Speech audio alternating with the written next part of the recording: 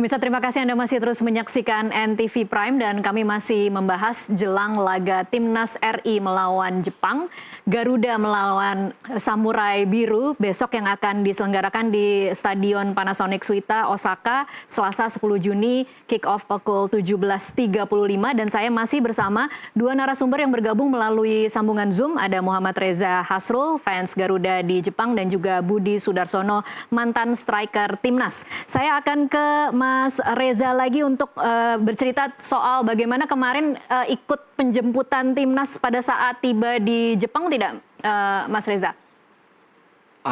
Izin kebetulan karena posisi saya di Okayama itu sekitar 150 kilo dari Kansai sendiri, dari Osaka. Jadi saya tidak ikut untuk menjemput, tapi cukup ramai saya lihat di media sosial dari KJRI Osaka yang secara resmi menjemput timnas di Bandara Internasional Kansai, dan beberapa masyarakat Indonesia di sana yang ikut untuk menjemput rombongan timnas. Oke, kalau ada yang kemudian bilang sebenarnya laga ini hanya laga formalitas, Anda sendiri melihatnya seperti apa? Atau supporter Garuda di Jepang itu melihatnya seperti apa? Seberapa penting laga besok? Jujur, jadi ini buat kami sendiri yang diaspora ini menganggap bukan sebuah formalitas, karena jujur saya kebetulan memang pecinta sepak bola juga, bahkan Mas Piton, saya menyebutnya, Budi Sudarsono adalah salah satu legenda favorit saya juga. Bangga sekali dong ya bisa bersebelahan hari ini. Bangga, sangat bangga bisa dengan legenda. Kebetulan saya dari Makassar, jadi PSM Makassar tentu paham seperti itu. Jadi kita diaspora itu melihat ini sebagai suatu kemajuan dari timnas Indonesia itu sendiri, tambah dengan pemain-pemain yang dipanggil oleh timnas Jepang itu sendiri untuk laga ron kali ini adalah pemain-pemain muda. Oke. Jadi Jepang sendiri itu beberapa pemain yang dipanggil ada U23, bahkan lawan timnas Australia kemarin Jepang juga tidak memainkan pemain utamanya di menit awal. Mereka memainkan pemain-pemain muda di menit pertama, dan beberapa bahkan ada yang debutan yang dipanggil untuk laga kali ini. Jadi ini adalah bukan suatu laga yang tidak penting. Saya pikir ini cukup penting, baik untuk ranking FIFA itu sendiri maupun bagaimana persiapan Indonesia untuk round selanjutnya. Oke, kalau Mas Reza mengaku pecinta timnas, pecinta sepak bola Indonesia, boleh dong ya saya tanya yang lebih teknis nih berarti. Kalau Anda melihatnya dengan strategi Jepang menurunkan pemain-pemain muda, menurut Anda seberapa besar peluang dari timnas Indonesia kemudian bisa akan mengimbangi dalam laga besok?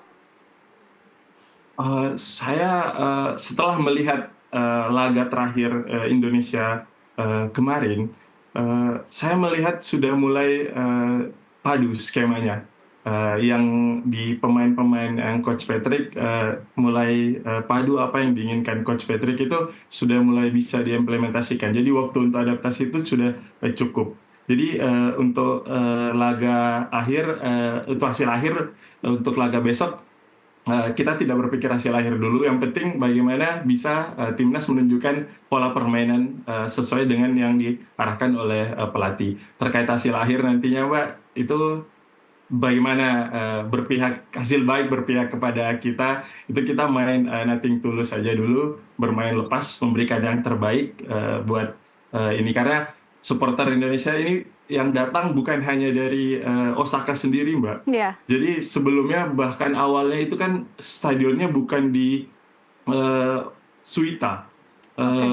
Awalnya. Yeah. Awalnya pengumuman JFA itu bukan di Suita untuk stadionnya. Jadi supporter Indonesia yang ada di Jepang itu sudah mulai mencari tahu dari awal. Ini awalnya entah di Saitama kalau saya salah salah menyebut, tapi sepertinya bukan di Suita awalnya. Oke. Jadi kita dari jauh hari, bukan hanya di Osaka, tapi ada yang dari jauh-jauh juga itu semua datang untuk meramaikan ke Osaka. Oke, baik. Saya ke Mas Budi lagi. Ini karena segmen terakhir untuk Mas Budi harus pergi dalam beberapa menit lagi.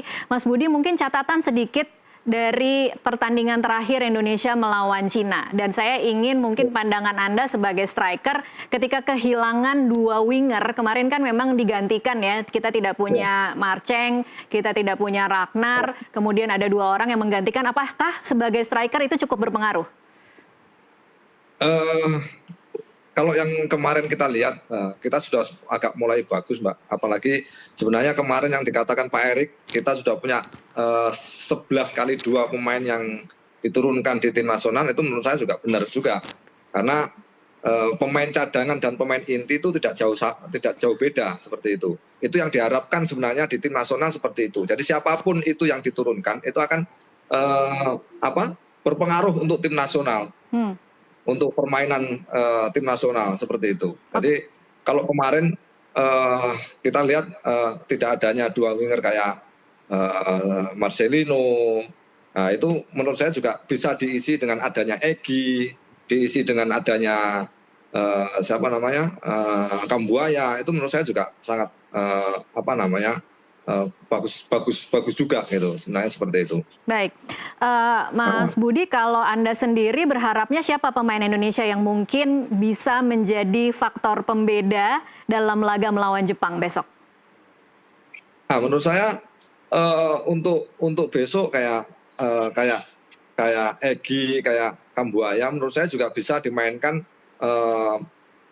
di pertandingan pertama, di babak pertama, karena kemarin juga dia yang main dengan Cina kemarin, dia membuktikan kelasnya, ya kan, membuktikan kelasnya bahwa dia mampu untuk menjadi starter lah seperti itu. Jadi menurut saya pemain dua itu kemarin sangat progresnya sangat bagus banget lah. Oke, kalau Anda berharapnya pendekatan apa yang akan digunakan Patrick Kluivert besok? Lebih menyerang atau bertahan dulu?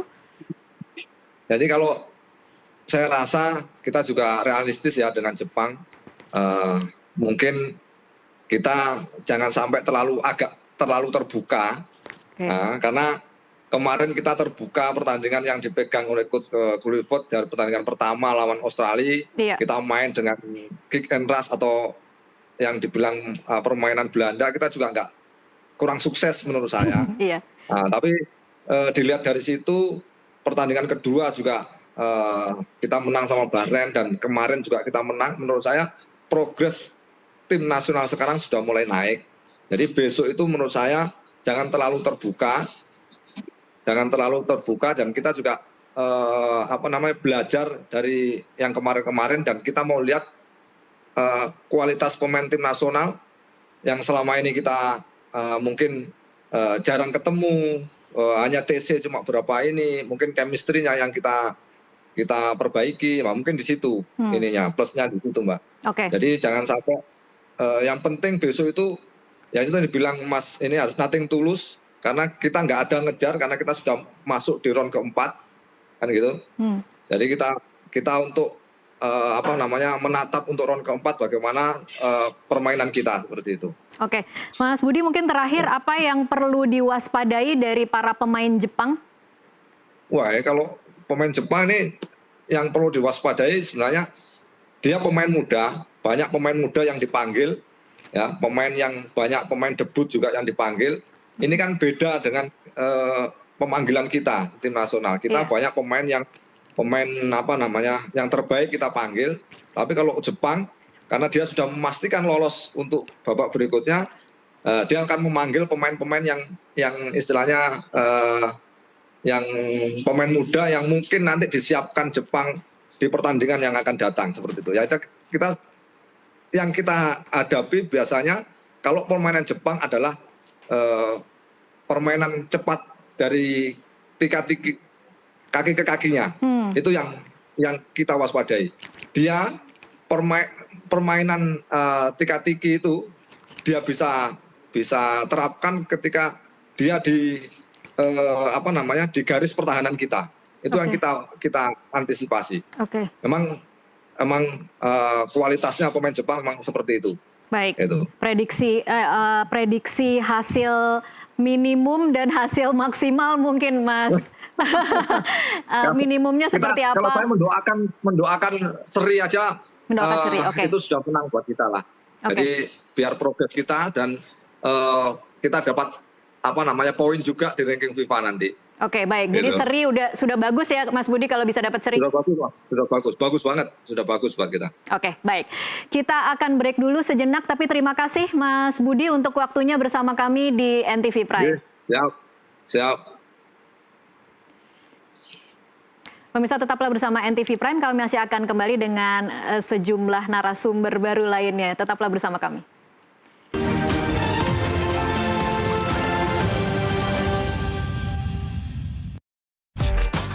Belum.